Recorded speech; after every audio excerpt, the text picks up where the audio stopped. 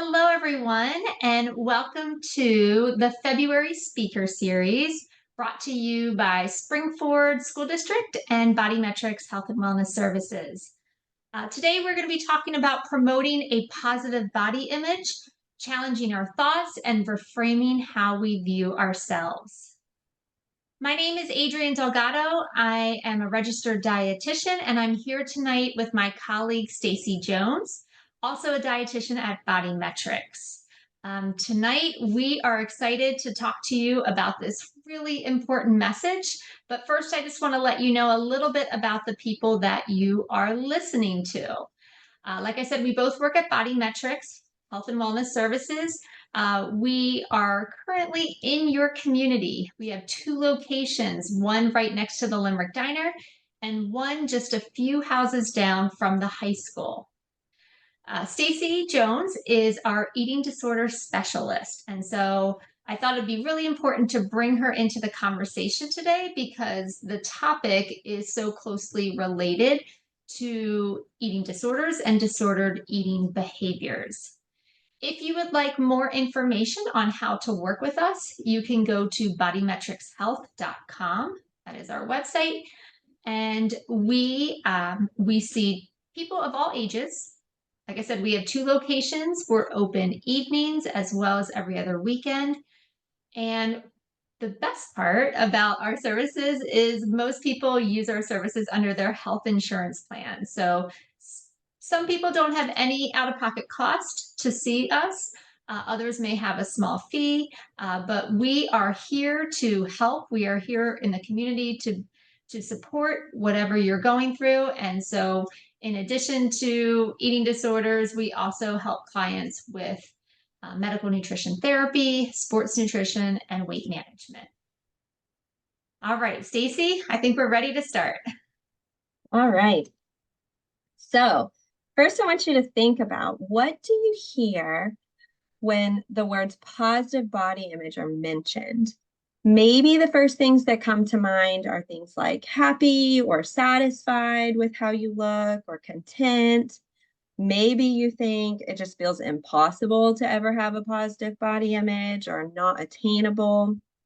So while one aspect of having a positive body image is how we viewed our outward appearance, I'd like to challenge us to go a little bit deeper and include other aspects that focus on not just what we look like, but on who we are. So appreciating our body for what it can do, respecting our body and caring for it, engaging our body in healthy behaviors like getting adequate sleep, moving our bodies in ways we enjoy, fueling it with foods that make us feel good, and accepting our body despite its real or perceived flaws, and regardless of weight or size. This evening, we're going to talk more about each one of these, and we are going to provide some tips for how to improve body image and discuss signs that may suggest that someone is really struggling, and then also talk about some resources and how to help a friend or family member. So, do you see your body as valuable, or do you believe you're valuable?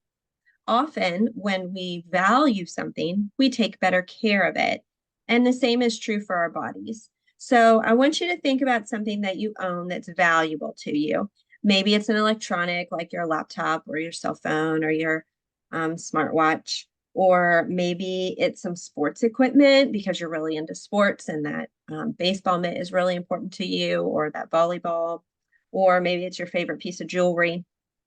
And I would imagine these items you're going to take good care of. You're not going to leave them out in the snow to get all wet or in the rain to rust. You're not going to lose them in the bottom of your backpack and disregard them, but you're going to take care of them. And the same is true for our bodies. When we value our bodies, we take better care of them. So let's focus on appreciating our bodies for what they allow us to do. So this might be thinking creatively, or playing sports, or being a good friend, cooking a delicious meal. Maybe you play an instrument, or you love to be active outside. When we appreciate our bodies for what it allows us to do, this is one tool that can help defend against those negative thoughts. So if we have a particular body part that just really is on repeat in our brains that we don't like, we can reframe that thought. And instead of going from saying, I hate this body part, to I love this body part, because let's be honest, that's not really realistic. We could say, I don't like this body part. However, I do appreciate what it allows me to do. So an example might be, I really don't like that I have strong, thick thighs, but I love playing soccer and I'm a really good soccer player and I can kick the ball hard and make it into the net to score those goals and run up and down the field for the whole game. And so I appreciate that my legs help me run and they're strong. So that's an example of what this might look like. Another aspect of positive body image is showing our bodies respect. And so an attitude of gratitude can really go a long way. If your brain just feels like it's stuck on repeat with some really negative self-talk, writing down some things you're thankful for can help shift that mindset. Engaging in self-care activities and not feeling guilty for doing so, but recognizing that it's really helpful when we do take care of ourselves and do hobbies that we enjoy. They're not a waste of time. It could be a creative outlet, playing that instrument, going for a walk with a friend, just any sort of activities that you really enjoy. Stop body checking is a really big one. So looking at yourself in mirrors, windows, reflections, wearing clothes that really make you feel good. Stop body bashing. So this is how you speak to others and to yourself. So speak to yourself kindly, like you would speak to your friend. A lot of times the things that we say in our brains, we would not say to somebody else. And so another way to think about it is to speak to yourself, to your younger self. And would you speak to your younger self the way that you're talking to yourself right now? Get rid of the scale. It deflates mood more than it motivates. So hide it, throw it away, put it in the top of a closet. A scale really isn't that helpful, and that number can have a lot of power over us that just really isn't necessary. And so I always tell people the two things you can control are how you feel your body and how you move your body. And so if you're doing both of those in a helpful way and in a healthy way, then that is what counts and that's what matters. Stacey, can I actually interject there real quick? Sorry, I just thought of something Yes. while you were talking there. I feel Yes. like, and with some of these activities, it's going to feel a little awkward at first when you're used to doing this over and Yes. over again. And Yes. so all of a sudden, not checking yourself out in a mirror is going to feel, for lack of better words, awkward or odd when you're used to doing it all the time. But just know that every time you work on this, you are voting for the person that you want to be. And so, again, I understand it's going to feel a little awkward if this is what is your normal, but over time, the new practice will become your new normal, and it will get easier and easier the more you practice. Yes, absolutely. That's a really great point, Adrienne. Thanks. All right. So as Stacey mentioned earlier, we want to make sure we're engaging your body in healthy behaviors. In my experience, I have found that when I do one healthy thing for my body, it makes it easier to do other healthy things for my body. So, for example, when I engage in some type of physical activity, I notice that my mood is better. I'm able to handle stress better, and I'm able to have a more positive body image when I'm doing something kind and healthy for myself. So, engaging in some type of physical activity, exercise is not punishment for what you ate or didn't eat. Exercise is never punishment, it's a celebration of moving your body, being able to do things like like walk or push something or pull something or run down the court or any type of activity. Being flexible, it's a celebration of being able to move your body. Getting adequate sleep. We know that when you get enough sleep each night, it actually can decrease cravings for a lot of highly processed foods. So, again, engaging in one healthy behavior can actually make other healthy behaviors even easier. So, making sure you're aiming for 8 to 10 hours of sleep a night so you get that adequate sleep. Avoiding unhealthy behaviors. This kind of goes without saying. Things like smoking or drinking alcohol, even being sedentary, these can make our bodies work harder, make us not feel as great. And when we don't feel good, it's easier to get into those patterns of body bashing. And then finally, we do want to fuel our body with foods that nourish it and make us feel good. So we always want to be eating foods that, that feel good in our bodies, that taste good, but also foods that make our bodies feel good, foods that love us back, because that is when we're in a place where we can just relax and be engaged in a healthy behavior and not have to overthink it. But I do want to talk a little bit more about fueling your body with a concept called intuitive eating. So, intuitive eating was created by two dietitians, Evelyn Tribal and Elise Reich. Hopefully, I'm saying, or Resch, hopefully, I'm saying those names correctly. And basically, they came up with this concept of 10 principles of intuitive eating. When you think of intuitive eating, I want you to think of a small child, right? Or a baby. Let's go back to even earlier, to infancy. When the baby was hungry, she cried. And when she was done eating, she stopped. There was no mental connection to food other than getting needs met. But our culture has decided to twist everything around into a lot of unhealthy behaviors. And so intuitive eating is getting back to those just natural behaviors where we can enjoy food and use food for fuel without all these extra things attached to it. So I just want to quickly go through these 10 principles of what they mean and how you can apply them to your life. So the first principle is to reject the diet mentality. And this is really rejecting any idea or belief that you can lose weight very quickly by engaging in unhealthy behaviors. If you even allow just a small hope or a small chance that, a new diet or a better diet is the answer, then it can really limit your ability to put intuitive eating into practice. So we first have to reject that diets are the answer, no matter how promising they sound, no matter who has done it, whether it be somebody famous or a friend or a family member. Honestly, everybody should be rejecting the diet mentality, not just those with uh, body image challenges. So that's always the first step.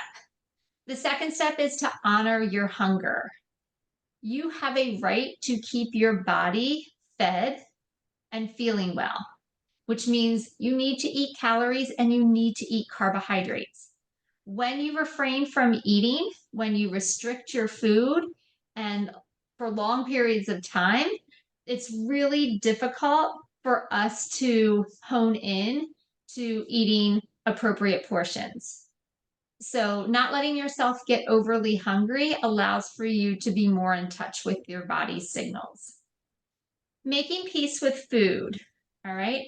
If you tell yourself that you can't have a particular food, it can actually lead to really intense feelings of desiring that food. There was actually a study that I refer to a lot called the White Bear Study. And it was a group of participants that were told, you can think about whatever you want except a white bear. And guess what everybody thought about? A white bear. The more you try to push a thought away, the harder it comes back. And the same thing happens with food. When you try to tell yourself you can't have something, the more it's going to come back and leave you feeling with less control. All right, challenge the food police. There is no such thing as a good or a bad food. Food is just food. Unfortunately, the diet industry has created a lot of black or white thinking about eat this food, never that food. And the problem is when we start to label foods as good or bad, we inevitably start to label ourselves as good or bad based on whether or not we've chosen to eat that food. All right. And when you think about it, what happens to bad people? They should be punished. And typically, we punish ourselves with restricting more food. And so the cycle continues. So we really need to come to terms and make peace that food is not good or bad. We are not good or bad, no matter what it is that we eat, because food is just food. We need to challenge those diet beliefs. Number 5 is discover the satisfaction factor, which basically means, yes, we know that food is fuel, but it also is we're allowed to enjoy what we eat and have a pleasurable experience. All right. One of the things that you can do if you're curious is just even rate your pleasure based on how many bites you've taken. And just notice when your pleasure is at its highest point and when it starts to fade. But you should not be consuming foods that don't bring you pleasure. That is part of the eating experience. Number 6 is feel your fullness. All right.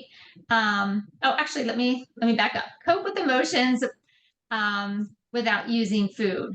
So it's okay to use food as a coping strategy some of the time. I do it, and I know a lot of people do it too. But when you're using food to cope with uncomfortable emotions all the time, it can become problematic. What we want to do is try to find alternative ways to provide a sense of calm, a sense of peace, soothing, distraction outside of food. We just don't want food to be our only coping strategy. So maybe that's coloring or calling a friend, playing a game, going for a walk, playing with your dog. These are all non-food ways that we can cope with uncomfortable emotions without turning to food exclusively. Feel your fullness. All right, again, just like we want to honor hunger, we also want to honor our fullness. And when our body says that it has had enough, we want to be able to be at a place where we can accept that and feel good about it. We want to observe the signs that show us that we're comfortably full. And a great way to do that is even to pause, maybe halfway through your meal, and just do a check-in with yourself. How do I feel? Am I still enjoying what I'm eating? And do I still have room for more bites? Just doing a check-in, but most importantly, a non-judgmental check-in. All right, we're just asking how we're doing. We're not assigning judgment to it. All right, number 8, respect your body. We've already talked a lot about ways that we can show our body respect. But again, it's hard to reject a diet mentality if we are overly critical about our body shape or size, because all bodies deserve dignity. All right, so respecting your body by engaging in some of those behaviors, like not looking in a mirror every time you pass it, or body bashing, or attitude of gratitude. These are all really great ways that we can show respect outside of food. Movement, I feel like we've talked about that a lot already, but again, exercise is not punishment. It's a celebration of movement. And so rather than focusing on like how many calories you're burning when you're exercising, really focus on how your body feels when it's in movement. Really focus on how your body feels after you're done moving, when you get that rush of endorphins and you just feel good. Notice your mood after you exercise. Notice it before you exercise and then compare it to after. and see if you can notice the positive effects. And then finally, the 10th principle is to honor your health with gentle nutrition. So notice with intuitive eating, we talk a lot about how you eat and how you think before we even focus on what you put into your mouth. When it comes to good nutrition, one meal is not going to make or break your goals. Really, it's about what you do consistently over time that matters. Progress, not perfection. And again, eating foods that make you feel good, that honor your body in a way of health, but also honor your taste buds, and eating foods that taste good as well. So it's a combination and a balance of both. Huh, that was a lot, Stacy. Sorry. Kind of went on That was there about great. all those. That was great. So, in thinking about all of those intuitive eating tips for how we fuel our body, we're going to talk about some tips for accepting our body. And the first one I had written was to fuel your body well so it can do great things. And so, just as Adrienne said, it's about what food you give it, but it's also about how, and the listening to your body and feeding it when it's hungry and then stopping when it's full. And so that is what will help us be our best selves. Some other tips would be embrace our insecurities. You know, we're not perfect, and that's okay. And so we can embrace those, we can grow in those areas and not dwell on them. We keep coming back to exercise. Exercise because you can, not because you have to. So it goes back to just like Adrienne just mentioned, when you're exercising, enjoy that movement. Don't be thinking about how many calories you're burning doing it, but find ways to move that make you feel strong and good. Wear clothes that make you feel confident. And so if you go through your closet and you're like, well, I'm saving these in case I get smaller, or I don't wear this right now, but maybe I will one day, just get rid of them. Wear clothes in the moment that you feel good in, that fit how you like. And if you go shopping, and we all know that depending on what store you shop at, your size can vary, because sizes are just, they're so variable. And so if you find something, you're like, oh, this is an amazing dress and I love it, but you don't love that it's a certain size, then cut the tag out so you don't have to see it. And you can just feel confident in this dress that you feel really awesome in.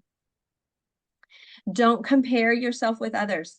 Everyone is awesome in their own unique way. And comparison is the thief of joy. And so as much as you are able, try not to compare yourself to other people, but just think about you for who you are. Compliment yourself.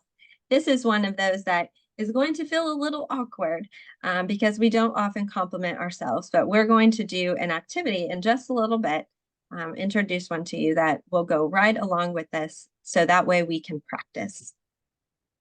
Surround yourself with friends that make you feel good about yourself. And so this really also think about, as we've mentioned before, like the body shaming and the body bashing. Ways that we respect ourselves is to not do that. And oftentimes we might have friends that do that, or people that we're around that do that. And so really try to surround yourself with people that make you feel good about yourself. If they're making you feel really awful and they're putting you down, then they are not a good friend. And so surround yourself with people that make you feel good. Look at your social media footprint. Delete accounts that aren't kind or encouraging or helpful. There's been a lot of research in the last several years that has come out, and it shows a correlation between the amount of time people are on social media and viewing selfies, and depression and anxiety rates. And so really take a look at when you're on social media, is it making you feel good about yourself, or is it adding to that negativity? And it's okay to unfriend people and to delete accounts that aren't helping you in a positive way. And also recognizing too about filters, right? Yes. Yes. And so, it's really easy for us to, I think in this day and age, to look at a magazine and see those movie stars and recognize, oh, well, those images aren't real because all of those magazines are photoshopped and they're changed. But it's much harder when we're looking at our own friends on different social media platforms, but recognizing that they're often tweaking them too. They're using different filters and they're editing them also. And so just remember that most people really only post their best self and their best life on social media, but that's not the whole story. And so recognizing that there's actually a couple of countries that for the social media influencers in those countries, they are now required to post on a picture if they have used a filter, and it has to be tagged at the bottom to help people start to recognize, oh, this isn't a real picture in its authentic form. It has been edited. And so the US is not one of those countries. But how helpful could that be, and a start in the right direction to shift some of what we view all of the time? Yeah. So this activity is called the name game. This is something that you can do right now as you are watching this. You could do it with a friend or a family member, and I'm going to describe it a little bit. So just like we mentioned earlier, one tip for accepting your body is to compliment yourself. This is a way in which we can do that. We often will compliment others pretty readily, but not so readily compliment ourselves, and it can feel pretty awkward. So what you're going to do in this activity is you're going to take out a piece of paper and a pencil, or a marker, some sort of writing utensil, and you're going to write your name vertically down a piece of paper. And then you're going to brainstorm some positive affirmations. So this could be one word, it could be a phrase, it could be a sentence. And you're going to place these qualities or phrases in line with the lines that begin with your name. So with each letter of your name. So for example, I wrote mine here a little bit earlier. I don't know. Oh, Stacy, I don't think it shows because of the It background. doesn't show because of my That's all right. background. I can show, I'll throw mine up there because Stacy and I both worked on this before the Yeah. class. So a couple of things I did. So one of my examples was I did S for Stacy and strong. So I just did one word. And then another one I did a phrase. For my A, I put an attitude of gratitude, which is something I try and do. And for Y, which Y can be a little bit of a difficult word, I put young at heart, and then I play with my kids because I have young kids. And I think being playful with children is a really good, healthy thing. And so that's what I wrote for the bottom of that one. So complimenting yourself, it not only improves mood and boosts confidence, but it has also shown to increase productivity, decrease stress and pain, and insomnia. Cognitive dissonance theory. So that's the theory that talks about in your brain when you are thinking about something and you can write or speak or think or act in ways that oppose something, that creates that dissonance. And so it suggests that when people act in a self-confident way, they actually feel more self-confident. And it's kind of like if you have a presentation or a big test and you get ready that morning and you wear something you feel really good in instead of throwing on sweats, you actually will think clear and do better on your exam because you feel confident to do it, or you'll feel better in that presentation. And then another study showed that teens with self-confidence are better able to withstand peer pressure and make decisions with their own best interest at heart instead of just going based on what other people think. So something as simple as being able to recognize positive qualities about yourself and compliment yourself can really go a long way. Here are some ways to promote body positivity to others. So, not engaging in negative body talk about yourself or others. This one is so common in our culture, whether we have family members that do this or friends. And it could be friends talking about others that maybe they at school that they don't like, or maybe you're watching a show and you see some celebrity who looks like they've gained weight and you comment on that. People are constantly commenting on how other people look in regards to their weight typically. And so really trying not to engage in this. Maybe you simply change the subject, or maybe someone says something about someone negatively and you're like, oh, well, I just thought her dress was really cute, and you change the subject and compliment that person in some way. Or maybe you simply just walk away and don't engage in it. But really trying to change the dialogue of the conversations that you're having with people. Challenging societal ideas of beauty. So weight gain doesn't equal worthlessness, nor does thinness equal happiness or health. However, that is what we see in society all the time, in magazines, on commercials, everywhere. And so really trying to challenge those for yourself in your own mind. And sometimes it's easier to recognize in some examples that seem really far-fetched with commercials. Sometimes it's easier to see it because you'll see this commercial where it's like, oh, if you use this product, and then it shows like the really good looking girl getting the guy with the dream car and the house and all the things. And you're like, yeah, using that one product is not going to bring me all those things. And because it's so over the top and ridiculous, you're able to recognize it. Whereas sometimes in the more subtle ways, it's more difficult. Avoid talking about food in categories of good or bad. And Adrienne mentioned this earlier a lot and talked about it with intuitive eating. Food isn't good or bad. It's just food. Cookies aren't bad and apples aren't good. They're just food. And we can't live on just apples, just like we can't live on just cookies. And so having a well-balanced diet of all the foods that fuel our bodies well and that bring us joy. Becoming a critical viewer of the media and its messages. And this one kind of goes back to social media with what is being portrayed and whether it's even real or realistic or attainable.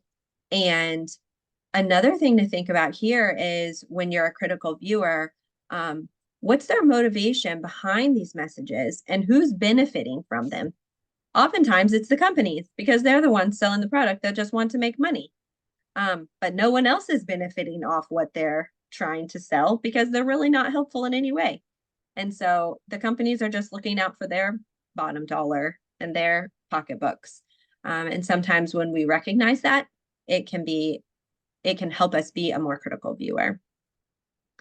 Be a model of healthy self-esteem and body image. And so not using those negative comments and not looking in the mirror, critiquing yourself, but feeling confident, and other people will see that as well. And they'll take a pause and be like, oh, I could maybe be more positive about myself. And so being that healthy role model is really important.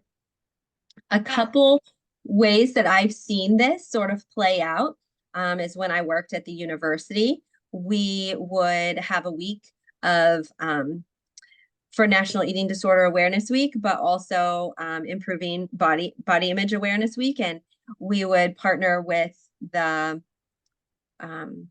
workout facilities. And one of the classrooms that was used for like Zumba or Pilates, we would cover the mirrors with paper and then have all the students who came that week and took classes write positive messages all over the paper. So then they could see when they're, instead of staring at themselves in the mirror for this 60-minute class, they would just see all these positive messages. Or I knew students who would put sticky notes on the mirrors in the hallways of their dorm room So then whenever someone was walking up the steps and into the hallway and they stop and check it themselves in the mirror, because that's just what most of them do, they would see this positive message that then could remind them that they're more than just how they look. And so those are just a couple ways that I've seen. Adrienne has a pretty cool one that she saw too. Yeah, just a couple months ago, I was in a little shop, actually down in Phoenixville, and it had clothing. And I went in and I tried an outfit on, and what I noticed was right next to the mirror was a piece of butcher paper where it encouraged you to write a helpful thought to the next person in the dressing room. And I just happened to glance at some of these thoughts, and they were so great. And they're like, you look amazing. Even if that shirt doesn't fit, you're still awesome. And I just remember walking out of that dressing room feeling a lot better about myself than even before I went into the dressing room. And interesting enough, the outfit that I brought back into the dressing room didn't fit. It was too small. And instead of being upset that my body didn't fit into the outfit, it was a great reminder like, the outfit was just too small. That's all that happened. And I left feeling so good about myself and my body, just even based on comments from strangers who didn't even know me, but was thoughtful and kind enough to leave a message for the next person that's in the waiting room. So I just thought that was such an awesome thing. You can do it yourself, even if they don't provide paper. You can pack like a thing of sticky notes in your purse and write a note for the next person to find. It was just such helpful a helpful moment. And one other thing I just wanted to mention too is not engaging in body talk, negative body talk around your peers may feel, again, awkward and abnormal because it is so normal for people to body bash that sometimes rather than waiting for other people to stop talking, we need to be the change that we want to see. And so it could start with you being the person to change the topic or to walk away when other people aren't talking kindly about bodies, and standing up to let other people in your group know, like, you know what, you're right, this isn't okay, and they'll follow suit. But sometimes it just needs one brave person to stand up for what is right for everybody else to do the right thing too. Yeah, that's great. Thanks, Adrienne. This is just a handout that Nita created that gives some more tips for positive body image. We've talked about a lot of these, and this is just how you could display it maybe in a flyer that you could hang at school in a bathroom or in the nurse's office. And National Eating Disorder Awareness Week this year is coming up on February 28th, that week. And so I just wanted to share an example of what it could look like to create one. Now we're going to talk a little bit about eating disorders and what some signs are of when you would want to seek help for yourself or others. One thing to remember with this is you cannot see an eating disorder. Sometimes you can see symptoms outwardly, but not always. So these are just some examples of things you might notice, either for yourself or others. So thoughts of food and body image are getting in the way of other activities. So for yourself, you would recognize this if it's impairing your ability to think clearly and do other things. If your friend, they might start making comments that you notice, or maybe they're isolating themselves and they don't want to go after school and hang out anymore, or every time you invite them to come over, they always have something else they have to do. There might be persistent changes in mood, and they just feel really moody and more so than usual. Complaints of being cold or tired or fatigue can be really common as well. we do live in the Northeast and it gets cold here in the winter, so everyone's complaining of the cold. But as it gets nicer, we shouldn't be cold all the time. And so if you're finding that someone's complaining that they're cold when it's 70 degrees out, maybe something else is going on.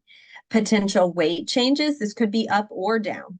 So, and that one can actually be hard to see sometimes because if they're losing weight, oftentimes people will try and cover it up by wearing baggier clothes. And so you just don't know. Excuses to avoid eating with others. This could be at home. Maybe someone isolates to their room. Or like I said before, a friend no longer wants to go out after school and go to Starbucks and get that snack or stop in Wawa before play practice. They have a hard time focusing. So maybe this comes up related to schoolwork, or maybe it just comes up in your conversations with them. They just have a hard time being present because their brain just isn't fueled and they can't think. So these are a few. Not everyone will show all of them. Some people might show even different ones than these, but these are some of the common ones that you might see. And then how to seek help for yourself or others. The first thing really is to educate yourself about the resources. So that way, when you reach out to your friend and you just say, hey, I'm really concerned about you because of X, you can give them some of these resources and then you can be supportive of them. So that first line would be parents, school counselor, nurse. Second line would be the pediatrician, the dietitian, like us at Body Metrics. And so I always encourage parents and friends to, when they're reaching out to someone that they're concerned about, and they share those resources, go with that friend to whichever one they feel the most comfortable with. And oftentimes they might not be ready to talk about their issues with eating, but they're willing to talk about how they're so tired all the time and they can't think clearly, or how they are an athlete, but they keep getting injured and that's getting in the way of their playing and they don't like that. Or a lot of GI, stomach troubles can happen. And so that is pretty uncomfortable. So maybe they're willing to talk to their doctor about that. And so sometimes it's just getting them in the door for those other things and then letting that pediatrician or dietitian kind of take it from there. You want to make sure that you express your care and concern in a direct way. Like I said, just say, I'm really concerned about you, and here's why. And be really genuine with it. Put your phones away. Give them your undivided attention when you're talking to them. Present your observations and issues and feelings using I statements. We don't want to do the blame game with that person. And so really just say, here's what I have noticed and what I'm concerned about. Ask them questions and then listen really carefully. Don't listen in order to answer, but actually listen to what they're saying. And as much as possible, keeping a judgment-free attitude is really important because there are some things with eating disorders, they just don't make sense. And so it might just sound really confusing to you, and that's okay. Be as judgment-free as possible and just let your friend know you're there for them and you really care about them. Some things that you don't want to do are focus on food, weight, or appearance. It's not going to be productive to the conversation. You also don't want to argue about whether there's a problem. Oftentimes, the person struggling doesn't recognize maybe that they're struggling, or they're in denial about their struggle. And so we don't need to have an argument about whether there's a problem or not. You are just saying, hey, I'm just really concerned about you. Don't make ultimatums with them. Really do not diagnose or give a quick fix. And this one, we often think, well, of course, I'm not going to diagnose them. I'm not the doctor. However, we do often want to fix things and we want to help. And sometimes our helping isn't very helpful. And so try not to give quick fix advice. That's why you got those resources. Just simply share the resources. I already mentioned this, but don't blame them. They didn't wake up one day and decide they were going to try and struggle with food, they're not wishing this upon themselves either. Their brain is just not working well. And so don't blame them for that. And don't be afraid to help. It can be hard to reach out because you're worried that then your friend might get mad at you. But you're looking out for your friend's best interest. And if you're really genuine and sincere, in the end, they'll recognize that. And so don't be afraid to help them. The sooner they reach out or you reach out for help, the better. Yeah. All right, Stacy, thank you. That was so helpful.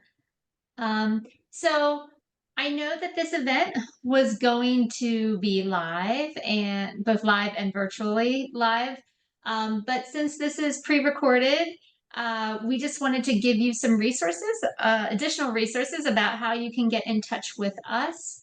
If you have specific questions about anything that you learned this evening, or more specific questions about something you're struggling with, or not quite sure what the next step is, two ways that you can get in touch with us is either through email, which would be office@bodymetricshealth.com, or you can give us a call at 610-454-7332. And one of the dietitians on staff, either Stacy or myself, will get back to you and help point you in the right direction. Stacy, I want to thank you for being here tonight and helping us with this great information. Also, I want to thank Springford for inviting us to come and speak about this topic. As I said, we are in the community and we are here to help. Nothing makes us happier than being able to be a member of this amazing community called Springford, and to offer our services to all of the residents and the students. So we thank you for the opportunity to work with you. Have a great Yes, night, everyone. thank you.